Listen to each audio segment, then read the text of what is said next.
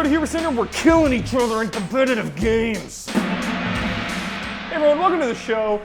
For Honor has been out for a little while now, and it's given me bloodlust. It's given me the itch to bury an axe into somebody's head, stab someone in the heart with a sword. Do you want to know why that is?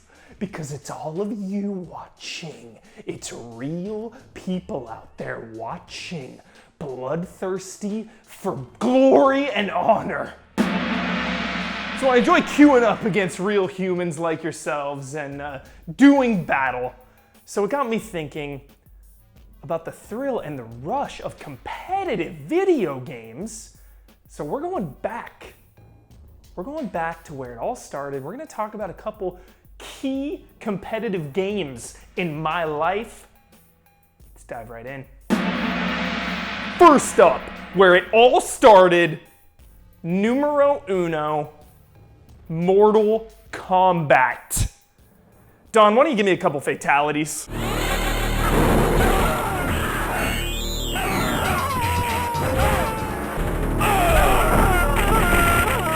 That's excellent. That's excellent. Don, Mortal Kombat enthusiast. He knows. He's nodding his head right now. So Mortal Kombat, where it all began, it began in two places, really. The local Pizza Hut by my house, putting the quarters on the machine, kind of dictating your place in line, and the home, my home living room on the Sega Genesis. This was the first time where we were pitted against each other, my brother and I, or my friends, or his friends.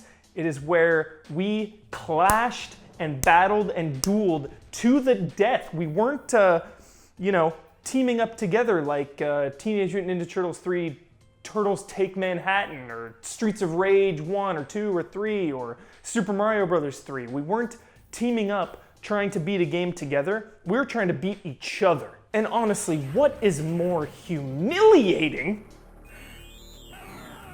than a fatality?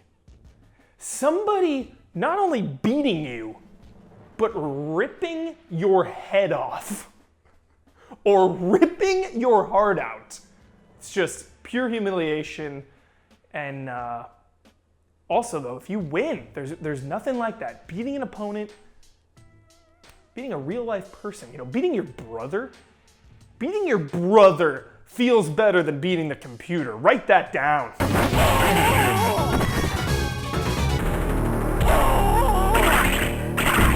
Potato wins. Fatality. It is intense though, competitive gaming. Sometimes it's a little too intense for me to handle. And, because I'm not a competitive person, even contrary to what I just said, like beating somebody feels good because I survived. But it's hard, I have nothing personal against anyone I battle.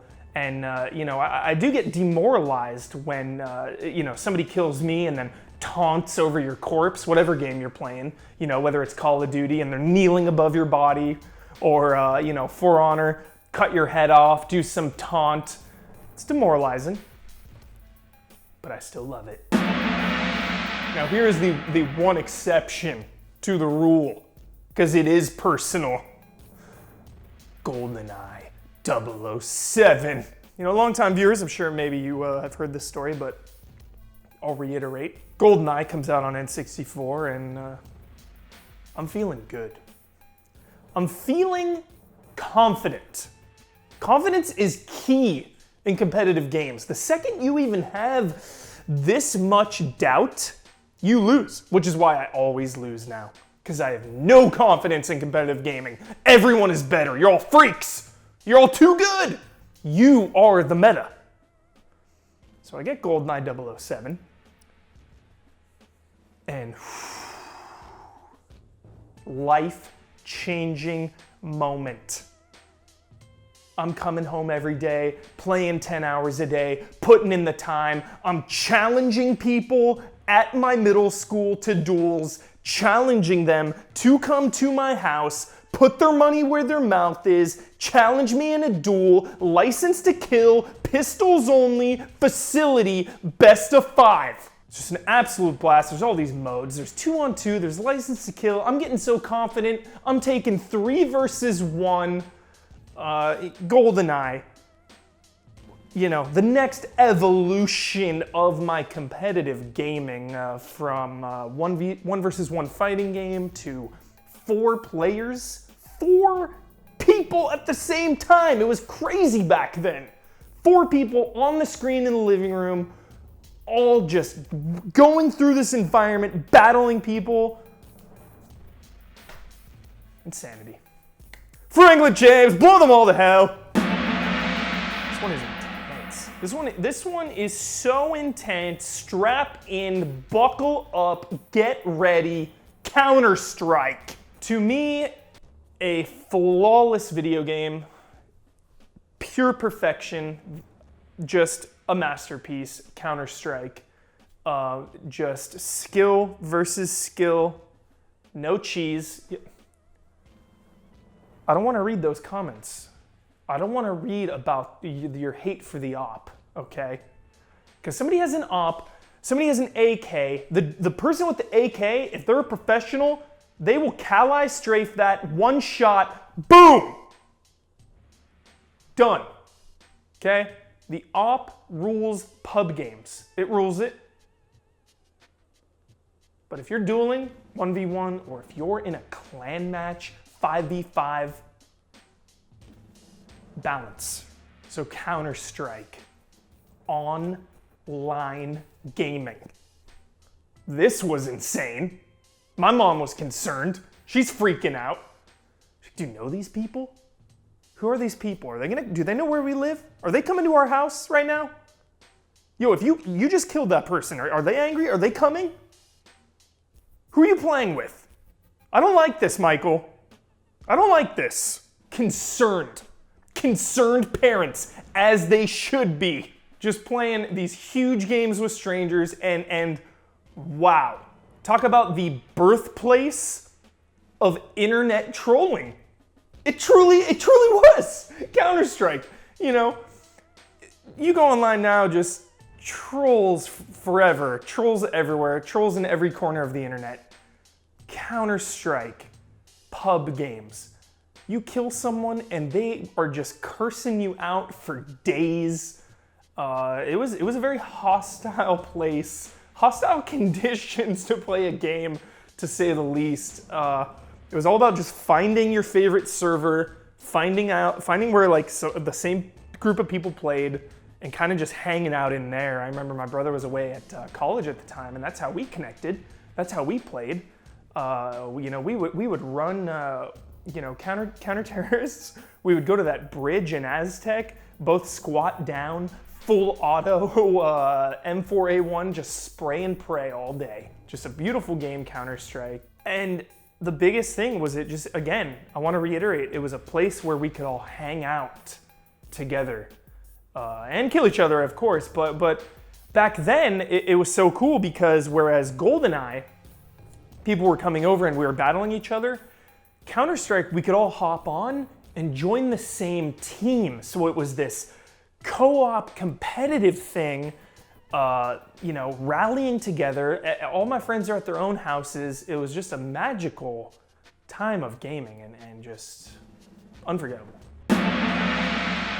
Last but not least, one game to rule them all, competitive Starcraft. You want to talk about balance, you want to talk about perfection. Starcraft is chess levels of brilliance. Perfect game, perfect balance. I don't want to hear anything about this is OP, that is OP. Starcraft Brood War, perfection. No, but Protoss, little OP. Let's be real here. Little OP Protoss. Dragoons? Carriers? Got your shields? It's cool. It's cool at Protoss. Just settle down. Absolutely love StarCraft, but going back to what I was saying earlier about not being able to handle competitive games, StarCraft is one of those games where I really can't play 1v1 because it is just too much. It is too much. Back up. Pump the brakes. Starcraft. So I would play, free-for-all games, or my favorite way to play would be, in StarCraft 2, and even StarCraft 1, 2v2 at LT. 2v2 at Lost Temple with Ryan Teen. Just so fun. The uneasy alliance of Terran and Zerg taking on the enemy. Trying to outthink your opponent. I just want to win. And I want to win for my friend that I'm playing with. I want to survive, but I want to win for him. That StarCraft 2 came along, and it had a good run. It didn't quite capture the perfection of Brood War, but StarCraft 2 had a hell of a run in today's gaming landscape when there's just so many games out there. MOBAs came up and, kind of dominated that market, whatever. But StarCraft had a great run, and I'm just hoping for StarCraft 3, or better yet, Warcraft 4. I bring this up with the Allies. I'm not going to name names, but I bring up Warcraft 4 with the Allies, and some of them say, it's not going to happen. Warcraft 4, it's not happening. You know what I say? Start dreaming. Listen, think about this. Think about this right now. Warcraft 4, okay? It's been so long since Frozen Throne. World of Warcraft is the sequel to Warcraft 3, right? So imagine this. World of Warcraft one day ends, maybe sooner rather than later. It's been declining. Legion was a nice little tick up, but it's been declining. The game is extremely old now. Maybe it's time to hang it up, World of Warcraft. I love you, World of Warcraft. Don't go anywhere. I love you. So World of Warcraft, it's declining.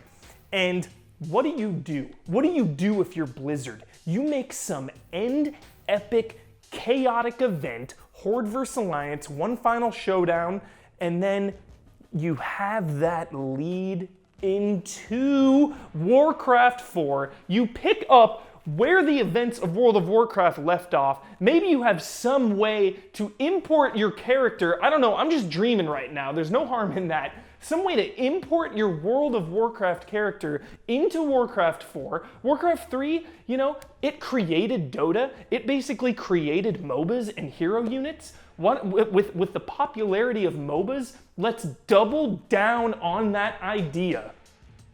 Have hero units back in Warcraft 4 with an emphasis on that playstyle. Let's go. Warcraft 4, sequel to World of Warcraft. You're bringing your hero. You're bringing him in. So that's it for the episode. Blizzard, I hope you're watching. Warcraft 4, let's go. Competitive gaming. Very, very, very intense thing to do. Very intense to play. I hop in these Call of Duty servers and just get destroyed. I was talking to Brad the other day about how, how confident I used to be in Counter-Strike, in StarCraft, in some of these games. When I was younger. I've had my fun in the sun. So if you're watching right now and you live at home or you're away in college, just enjoy the time. I used to come home from class every day and boot up StarCraft and just play for 10 hours. Just play. No, minimal responsibilities in life, just playing games, getting good at them, just enjoy it. If you like what you saw on Michael P. Huber on Twitter, we are Easy Allies. We're on Twitch, Twitter, YouTube, Patreon. We're Patreon supported, so if you like what you saw, feel free to help us out. And we'll be right back on Twitter. We'll be back on Twitch on Saturday at 11 a.m. We're going to be talking about some of these competitive games. If you get anxiety like me, we're going to talk it out. We're going to talk about this. And 11 a.m., twitch.tv/EasyAllies. We'll see you next week.